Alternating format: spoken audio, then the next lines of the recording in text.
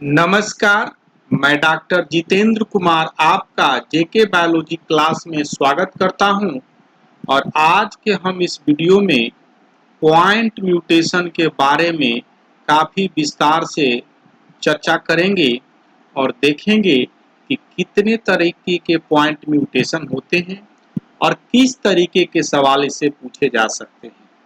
तो आइए हम लोग समझते हैं पॉइंट म्यूटेशन बिल्कुल सरल और आसान भाषा में। वैसा कोई भी म्यूटेशन जहां पर आप पाते हैं कि एक सिंगल बेस पेयर अल्टर्ड हो जाए, चेंज हो जाए, तो उस तरीके के म्यूटेशन को हम लोग पॉइंट म्यूटेशन कहते हैं।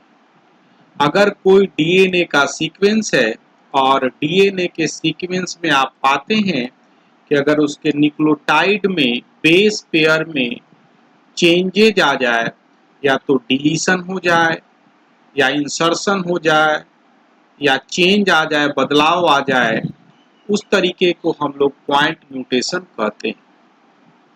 अब आगे एक सिंपल सवाल है, कितने तरह का पॉइंट म्यूटेशन होते हैं? तो यह 3 तरह के पॉइंट म्यूटेशन हो सकते हैं। Miss sense mutation, silent mutation, non sense mutation. काफ़ी कंफ्यूजन भी होता है एग्जामिनेशन के दौरान, तो आइए इसको आज हम सीख लेते हैं। मिस सेंस म्यूटेशन कहने का क्या मतलब है? ऐसा पॉइंट म्यूटेशन जहां सिंगल न्यूक्लियोटाइड तो चेंज हो रहा है और चेंज होने के वजह से आपका कोडोन में चेंज हो रहा है और उस कोडोन के वजह से डिफरेंट एमिनो एसिड को कोड करता है, तो उसको हम लोग मिस सेंस म्यूटेशन कहते हैं। मतलब पहले कुछ और एमिनो एसिड को कोड कर रहा था और अब कुछ और एमिनो एसिड को कोड कर रहा है। आइए इसको एग्जाम्पल के माध्यम से यहाँ देखते हैं। अगर वाइल्ड टाइप डीएनए है और वाइल्ड टाइप में देख रहे हैं CAC, TGT है और TAC है, ये डिफरेंट एमिनो एसिड को कोड करते हैं।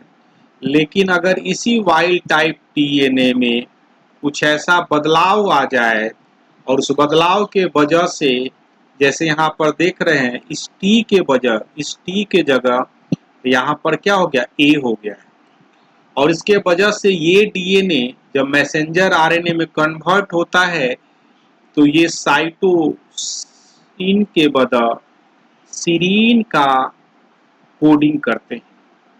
और इस तरीके से हमने देखा क्या कि एक सिंगल बेस पेयर चेंज होने से, टी के जगह ए होने से, आप पाते हैं कि साइटोन के जगह सीरीन का कोडिंग होता है।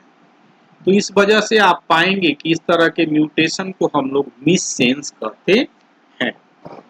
आइए हम लोग साइलेंट म्यूटेशन को हम लोग समझते हैं।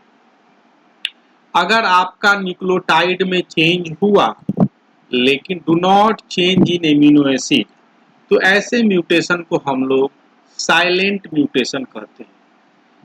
और इस तरह का म्यूटेशन, स्पेसिफिक टाइप के म्यूटेशन को हम लोग न्यूट्रल म्यूटेशन के नाम से भी हम जानते हैं।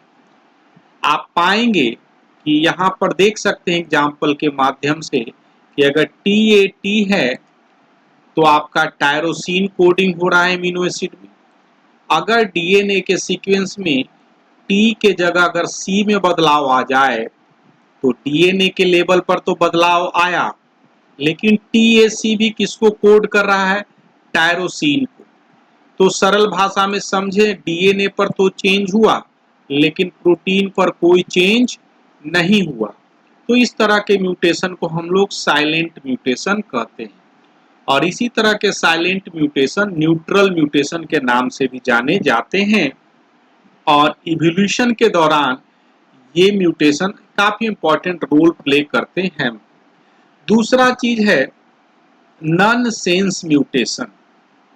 इसका क्या मतलब है कि अगर आपके डीएनए में इस तरीके का बदलाव हो और पॉइंट म्यूटेशन के वजह से ऐसा कुछ बदलाव हो और उसके वजह से आप पाएंगे कि प्रोटीन जो है टर्मिनेट हो जा रहा है, प्रोटीन का पूरा कोडिंग नहीं हो पा रहा है और नॉट ट्रांसलेट हो रहा है पूरी तरीके से पूरा प्रोटीन। तो इस तरह की प्रक्रिया को हम लोग नॉनसेंस म्यूटेशन के नाम से भी जानते हैं। और ये काफी कॉमन टाइप ऑफ म्यूटेशन है जो डिफरेंट तरह के डिजीज में पाया जाता है।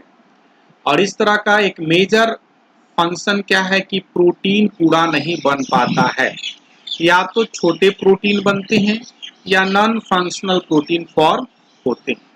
आइए इसको एग्जांपल के माध्यम से समझते हैं। अगर ये वाइल्ड टाइप प्रोटीन है, डीएनए है, तो उसका कॉरस्पॉन्डिंग प्रोटीन को आप देख सकते हैं कि क्या क्या बन रहा है। मैसेंजर आरएनए बनेंगे, फिर ट्रांसलेशन के बाद ये प्रोटीन बनेगा। अगर आप पाते हैं और देखते हैं कि टी के जगह, इस टी के जगह आपका क्या है, अगर ए हो, तो इस तरीके से आप पाएंगे कि जब इसका मैसेंजर आरएनए बनेगा तो ये स्टॉप कोडोन के लिए कोड करेगा और आपका प्रोटीन पूरा नहीं बन पाएगा और प्रोटीन पहले ही टर्मिनेट कर जाएगा।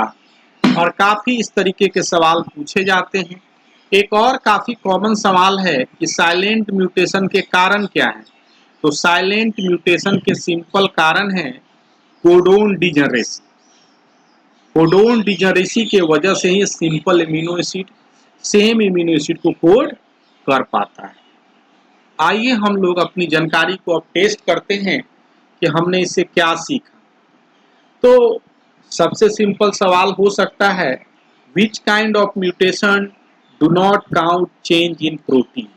आप सोच के बता सकते हैं कि कौन सा म्यूटेशन नहीं काउंट करता है। अगर आप इसको समझते हैं तो अच्छी तरीके से आप बता सकते हैं। फिर उसी तरीके से what kind of mutation common among individual, जो डिजीज काउज करते हैं। तो क्या होगा इसका आंसर? इसका आंसर बिल्कुल हो जाएगा आपका नॉनसेंस म्यूटेशन। और what kind of mutation do not count change in protein, तो silent mutation do not count any change in protein responsible for neutral mutation. कितने तरह के म्यूटेशन होते हैं? पॉइंट म्यूटेशन, नॉनसेंस, साइलेंट और मिससेंस म्यूटेशन, तीन तरह के। Kind of point mutation result sickle cell anaemia. Sickle cell anaemia में होता क्या है, ग्लूटामिक एसिड से वैलिन काउज होने लगता है।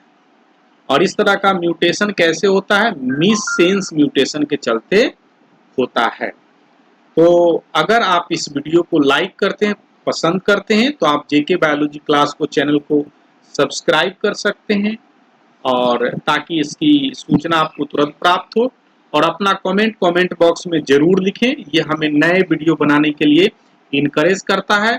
और thank you for watching the video.